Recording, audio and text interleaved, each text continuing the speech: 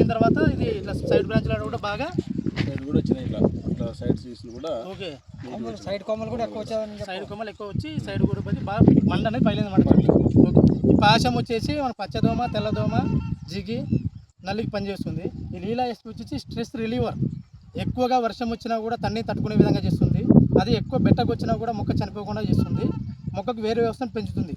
మొత్తానికి వాతావరణంలోని ఎలా ఉన్న వాతావరణ పరిస్థితులు మొక్కకు మెటబాలిజంను లెవెల్ చేసి స్ట్రెస్కు గురి కాకుండా చేస్తుంది. కాబట్టి ప్రతి ఒక్క రైతు కూడా దీన్ని యూజ్ చేసుకొని మంచి అధిక దిగుబడి పొందాలని ఆశిస్తున్నాము. అన్న చెప్పండి, మన ప్లాట్ పేరు ఒకసారి చెప్పండి. పాశం డీలాక్స్. లీలా ఎస్పీ గట్టి చెప్పండి అన్న. పాశం డీలాక్స్. మన రైతులకు ఏం సలహా ఇస్తారు?